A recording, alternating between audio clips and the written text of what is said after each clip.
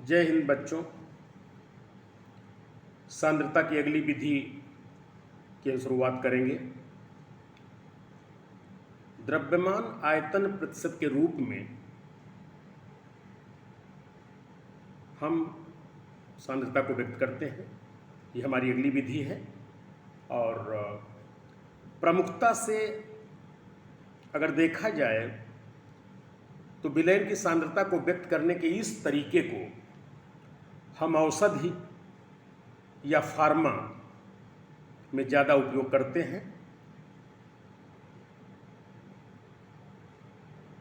इसके अंतर्गत अगर देख लिया जाए तो हम 100 मिलीलीटर विलयन में उपस्थित विलेय की जो ग्राम में मात्रा है, सांद्रता को द्रव्यमान आयतन प्रतिशत के रूप में व्यक्त करती है।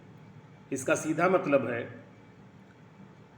कि जो आयतन है मिलीलीटर में हम ले रहे हैं और उसमें विलेय की मात्रा ग्राम में है।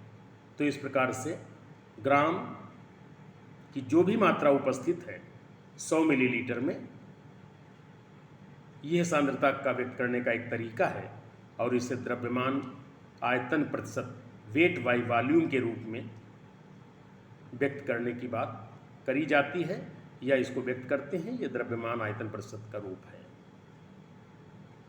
तो फिर से एक बार जान लें कि इसको जो है हम मोस्टली फार्मेसी में उपयोग में लाते हैं।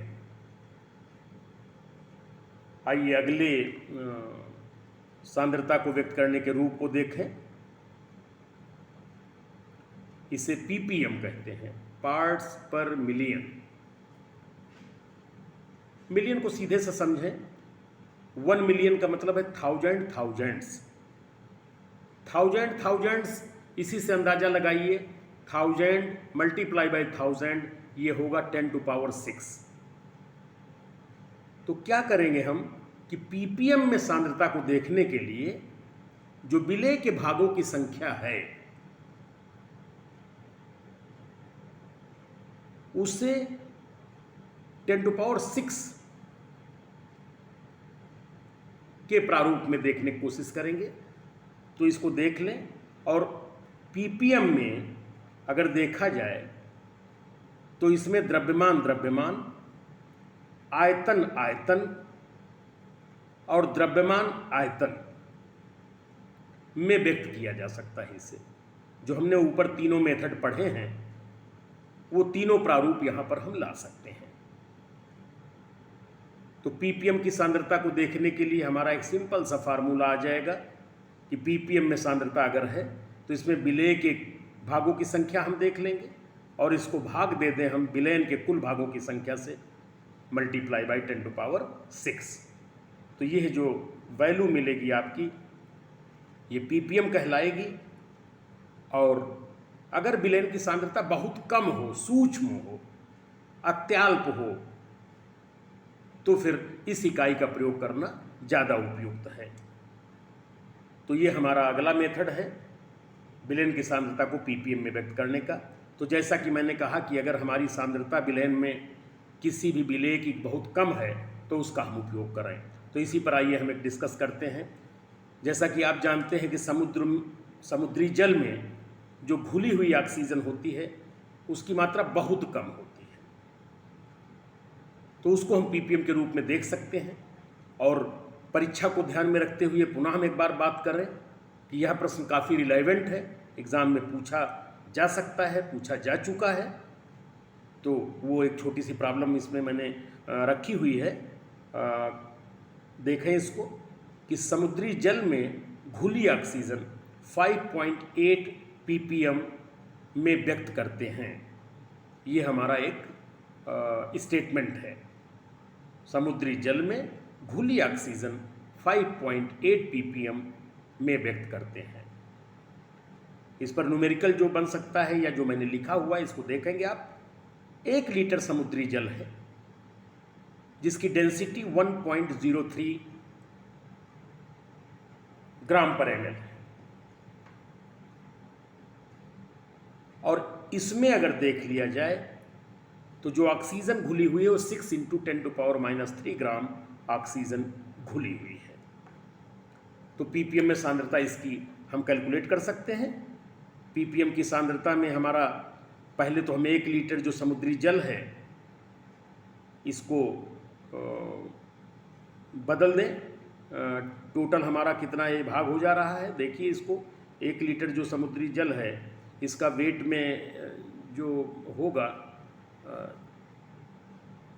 भार वो होगा 1000 इंटू 1.03 कर दिया हमने, 1030 आ गया और मल्टीप्लाई बाई 10⁻6 कर दीजिए तो हमारी वैल्यू प्राप्त हो जाएगी 5.82 ppm। इस प्रकार से इस सांद्रता को हम ज्ञात कर लेते हैं। और जैसा कि अभी मैंने बताया कि जब विलयन की सांद्रता बहुत कम हो तो हमें ppm के रूप में इसको ज्ञात करना चाहिए और ये मेथड हमारा उपयुक्त है। तो इस प्रकार से हमने अभी तक 2 मेथड और देखे। द्रव्यमान आयतन प्रतिशत के रूप में सांद्रता को व्यक्त कर सकते हैं और ppm के रूप में व्यक्त कर सकते हैं। अगला हमारा मेथड है सांद्रता को व्यक्त करने का मोलरता के रूप में, इन फॉर्म ऑफ मोलरिटी। मोलरता के रूप में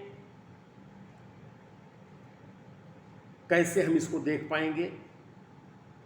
1000 मिलीलीटर या 1 लीटर विलयन में उपस्थित मोलों की संख्या सांद्रता को मोलरता के रूप में व्यक्त करता है। इसका सीधा मतलब है कि 1 लीटर अगर विलयन हमारा है तो उसमें किसी विलेय पदार्थ के जो मोल उपस्थित है वह सांद्रता को मोलरता के रूप में व्यक्त करते हैं। और मोलों का क्या मतलब आप समझते हैं? मोल का सीधा मतलब है विलेय की ग्राम में मात्रा और उसके अणुभार से उसको भाग दे दे तो मोल आ जाएगा। इसका मतलब यह देखा जाए अगर तो मॉलिक्यूलर वेट का एक भाग होता है मोल, एक अंश होता है मोल। तो मॉलिक्यूलर वेट का एक अंश है तो मोल आप ज्ञात कर लेंगे और जितना 1 लीटर विलयन में मोल उपस्थित होगा वो आपकी मोलरता को व्यक्त करेगा। इस फार्मूले में मैंने कई चीज़ें दिखाई हैं, जैसे मोलरता को मैंने कैपिटल एम से प्रदर्शित किया है, विलेय की मात्रा को स्मॉल w से दिखाया है, विलयन का आयतन v से दिखाया है। ये मिलीलीटर में भी हो सकता है और लीटर में हो सकता है। अगर इसको मिलीलीटर में लिखते हैं तो फिर मल्टीप्लाई कर दीजिए 1000 से, और अगर लीटर में लिखते हैं तो मल्टीप्लाई करने की कोई ज़रूरत नहीं है। और विलेय का अणुभार इसको मैंने m डैश से दिखाया है। तो इस प्रकार से फार्मूला मैंने इसमें लिख दिया है, m बराबर स्मॉल w अपान m dash multiply by v in millilitre multiply by 10⁻3। या तो फिर इसको अगर लीटर में लिखें तो m equal to small w अपान m dash v in litre. तो ये हमारा अगला मेथड है सांद्रता को व्यक्त करने के लिए, मोलरता। और मोलरता के रूप में हम सांद्रता को देख लेते हैं। और जैसा कि मैंने बताया 1 लीटर विलयन में जो मोलों की संख्या है वो सांद्रता को विलयन के प्रदर्शित करता है मोलरता के रूप में। तो इस पर हमने एक न्यूमेरिकल लिखा हुआ है, इसे आप देख सकते हैं। एक सैंपल ले लिया मैंने, एक नमूना लिया मैंने, और नमूने को मैं बताता हूं कि उसमें क्या उपस्थित है। उस विलयन में 4 ग्राम NaOH सोडियम हाइड्रोक्साइड जिसको कहते हैं वो 500 मिलीलीटर जल में उपस्थित है। इसकी गणना कैसे करते हैं? फार्मूला हमारा है m equal to w by m dash v in millilitre into 10⁻3। तो w बाई m डैश हमारा मोल है विलेय का। सीधी सी बात है, NaOH है, NaOH का अणुभार है 40 और वेट हमारा है 4। वॉल्यूम दे रखा है 500 ml। डायरेक्ट फार्मूले में आप इसको रख दीजिए, m equal to 4/40 into 500 into 10⁻3। हमें सीधे मोलरता कैलकुलेट होकर मिल जाएगी 0.2 मोलर। अगला न्यूमेरिकल, ये यूपी बोर्ड में कम से कम कई बार आया हुआ है ये न्यूमेरिकल, इसको देखेंगे एक बार। 5.85 ग्राम सोडियम क्लोराइड NaCl को 200 ml जल में घोला गया। विलयन की मोलरता क्या है? सबसे पहले आप इसका अणुभार निकाल लीजिए। अणुभार इसका सोडियम का भार है 23, क्लोराइड का है क्लोरीन का आप देख रहे हैं 35.5 है। टोटल वेट आपका आ गया 58.5, 1 मोल वेट। विलेय तक इसकी जो विलेय की मात्रा दी गई है ये 5.85 दी हुई है ग्राम में। वॉल्यूम हमारा 200 ml है। फार्मूला में सारी वैल्यूज आप इसमें रख दीजिए। मोलरता बराबर 5.85 upon 58.5 into 200 multiply by 10⁻3। Molarity हमारी आती है 0.5 मोलर। तो इस प्रकार से अगर देखा जाए तो इस सॉल्यूशन का जो कंसंट्रेशन है 0.5 मोलर है।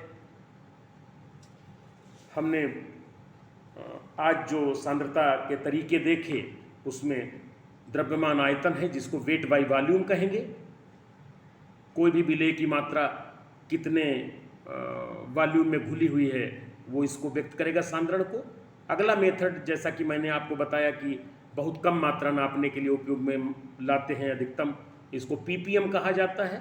और ppm को याद रखने के लिए सबसे ज़्यादा जरूरी है आप ये समझें, मिलियन, 1 मिलियन का मतलब होता है थाउजेंड, थाउजेंड्स, मतलब 10⁻6 में जो भाग विलेय के हमारे हैं उपस्थित विलयन में, वो हमको ppm के रूप में सांद्रता को व्यक्त करते हैं और सांद्रता वहाँ पर हम ppm के रूप में ज्ञात कर पाते हैं।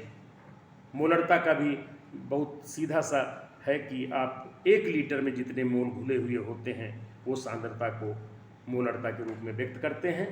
इनके न्यूमेरिकल्स, टोटल डिटेल आप इसको एक बार देख लेंगे।